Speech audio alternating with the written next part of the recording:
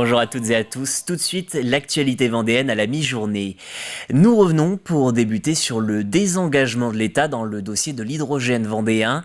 Malgré un soutien affiché de longue date, avec notamment la venue du ministre de l'économie pour ce dossier il y a quelques mois, l'enveloppe promise de 7,8 millions d'euros vient d'être annulée. Les explications de Laurent Favreau, président du SIDEV, c'est avec Pierre Dalicieux.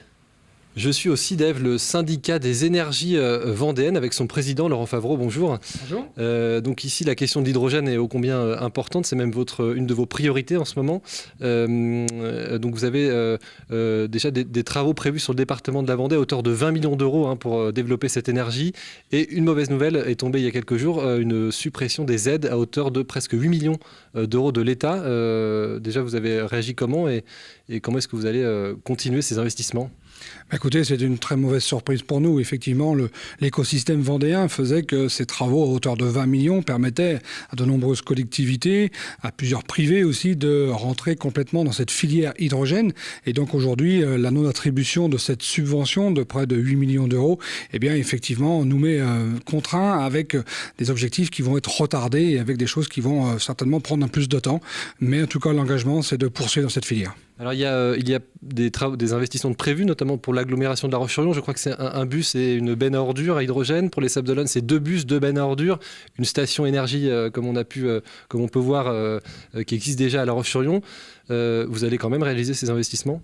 Oui, écoutez, d'un point de vue politique et d'un point de vue de l'engagement, nous souhaitons vraiment continuer dans cette filière hydrogène et donc à continuer à accompagner les collectivités. Et donc la station tri-énergie des Sables d'Olonne qui est aujourd'hui prévue, eh bien nous allons quand même continuer. Nous allons vraiment nous positionner pour faire émerger cette filière en Vendée et permettre à tous les Vendéens, qu'ils soient particuliers, professionnels ou collectivités, de continuer cette aventure vers l'hydrogène.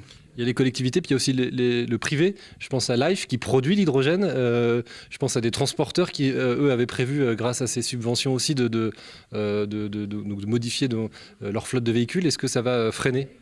Écoutez, j'espère que ça ne va pas retarder trop massivement les engagements et les investissements. Life, nous en aurons besoin. Aujourd'hui, ils produisent 300 kg par jour d'hydrogène. Avec cette accélération, cette volonté de développer l'hydrogène sur le territoire, il nous faudra 1 tonne d'hydrogène par jour. Donc, il faut continuer à accompagner Life aussi. Et puis, les transporteurs qui veulent vraiment verdir leur flotte, donner un coup d'accélérateur à cette transition énergétique dans leur flotte automobile, le rétrofit qui était prévu pour les 2 constructeurs, j'espère qu'ils vont continuer aussi à œuvrer. En tout cas, nous allons essayer de continuer à les accompagner. Donc, je rappelle, 20 millions d'euros d'investissement prévu par le SIDEV sur le département de la Vendée pour l'hydrogène. Une suppression donc, des aides de l'État à hauteur de quasiment 8 millions d'euros. Mais des discussions sont en cours avec le ministère de l'économie et des finances pour trouver éventuellement des crédits supplémentaires. On continue notre tour des élections législatives prévues pour rappel les 12 et 19 juin prochains. Aujourd'hui, nous vous proposons de découvrir 2 des 5 candidats lutte ouvrière du département. Gilles Robin est un ancien enseignant et se présente sur la première circonscription. De son côté, Sophie Barillot, elle, sera sur la 2e circonscription. Elle est cheminote. Les problèmes du monde du travail, ils sont identiques sur les circonscriptions, sur le département et nationalement.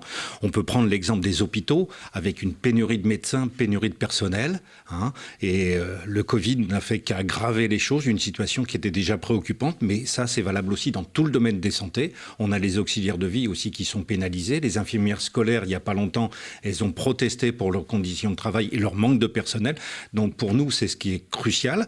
Et il y a aussi le problème du manque de ça, la rémunération, l'inflation qui pénalise notre pouvoir d'achat. Ce qui est important de défendre dans ma circonscription et dans toutes les circonscriptions, c'est pas spécialement la circonscription la 2e, c'est le monde du travail, défendre les travailleurs,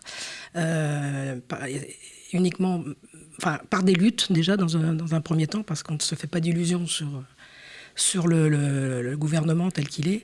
Donc ce sera des luttes, ce sera des combats, des grèves pour pouvoir obtenir ce qu'on souhaite dans le...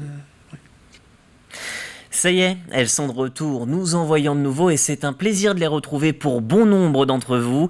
La saison des brocantes et des vides-greniers démarre avec notamment la grande brocante de Bouin, c'était le week-end dernier. Cette année, une centaine d'exposants s'y sont retrouvés et les chineurs étaient également de la partie comme vous l'expose dans ce sujet Colline Davy. Des tasses, des assiettes, des livres, des horloges, aucun doute, c'est le grand retour des brocantes et des vides-greniers. Le rendez-vous des passionnés et des gens du coin. J'adore tout ce qui est ancien. Je suis venu pour les gens, la convivialité et puis l'esprit de commerce et puis de faire des nouvelles rencontres, pourquoi pas, des gens qui perpétuent leur savoir-faire de certaines choses et puis moi j'adore. On habite dans le coin, on est venu manger au restaurant et puis après on est venu là, on n'habite pas très loin. Donc. J'adore faire les vides-greniers et donc il fait super beau donc je profite. Je ne pensais pas du tout que c'était aussi grand et qu'on pouvait trouver plein de petites choses comme ça. À Bouin, terminé le petit vide-grenier et sa vingtaine d'étals sur la place des Halles. La brocante se tient désormais dans tout le village et une centaine d'exposants s'y installent. On discute, on négocie des petites sommes. Hein. C'est à l'euro ou 50 centimes près. Hein.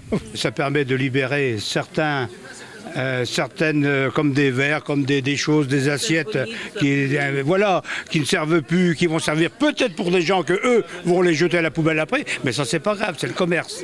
Cette brocante nouvelle version attire les foules. Après 2 années de confinement, certains se sont découverts un nouveau passe-temps.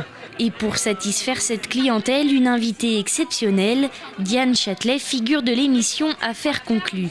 De quoi attirer les nouveaux passionnés. Les gens sont restés chez eux, ont fouillé, ont regardé les émissions, les livres, etc., Internet, les codes des artistes, par exemple, et viennent proposer dans les études, dans les maisons de vente, chez les brocanteurs, les antiquaires, plein d'objets. Donc il y a vraiment un regain d'intérêt pour cette activité. Aujourd'hui, c'est à Bouin, mais nous avons aujourd'hui même d'autres brocantes autour. Des brocantes qui intéressent de plus en plus les petits comme les grands. C'est à toutes les générations. Il y a les enfants aussi qui viennent chercher leurs petits jeux, les anciens qui viennent chercher des objets. Nous, on a foyer d'adultes handicapés, ils viennent faire leurs petits achats de vêtements. Il y a toutes les générations à vide-grenier. C'est les anciens, les brocanteurs, tout le monde. Et tout ce monde pourra se retrouver l'an prochain dans une version au moins aussi grande, si ce n'est plus. Voilà pour ce beau sujet qui vient conclure notre flash de la mi-journée. Je vous remercie d'avoir suivi ce nouveau journal d'actualité locale. Votre prochain point en direct sur l'actu, vous le savez, c'est à 18h, ce sera avec Alexia Janet. En attendant, belle journée sur TV Vendée.